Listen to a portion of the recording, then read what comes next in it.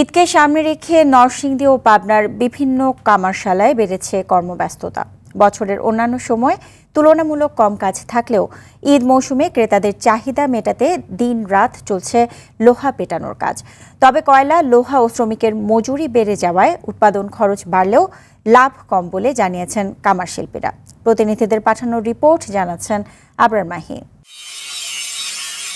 কোরবানির অন্যতম প্রয়োজনীয় উপকরণ দা, ছুরি, বটি, চাপাতি ও কুড়াল তৈরিতে এখন ব্যস্ত সময় পার করছেন নরসিংদীর কামার শিল্পীরা। জেলার বিভিন্ন উপজেলার কামারশালাগুলোতে এখন যেন দম ফেলার ফুরসত নেই কারিগরদের।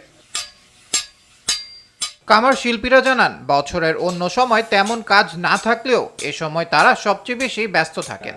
তবে লোহা, কয়লা ও শ্রমিকের মজুরি বৃদ্ধির কারণে উৎপাদন খরচ বেড়ে গেছে কয়েক গুণ। তারপরও ভালো মানের ও টেকসই হওয়ায় নরসিংদীর তৈরি এসব দা, ছুরি কিনতে জেলার বাইরে থেকেও আসছেন অনেক ক্রেতা।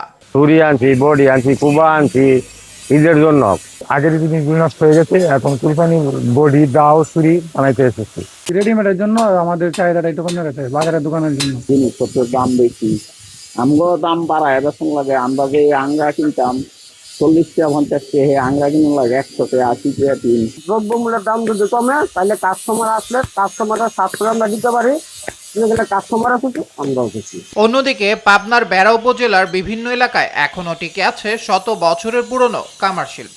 তবে এবার ঈদ ঘনিয়ে এলেও আশানুরূপ ক্রেতা নেই। স্থানীয় কামারদের অভিযোগ, চীন থেকে আমদানি করা কম দামি ছুরি ও চাপাতির কারণে দেশীয় পণ্যের কদর কমে যাচ্ছে। চায়না রাষ্ট্রের যে সব জিনিসপত্র আসছে আমার দেশে, আমাদের কর্মকারদের কাজের এগুলো অনেক ক্ষতি করছে। 20-25 দিন আগের থেকে, 1 মাস আগের থেকে কাজ লেগে যায়। আর এবছরে এরকম পরিবেশ নাই।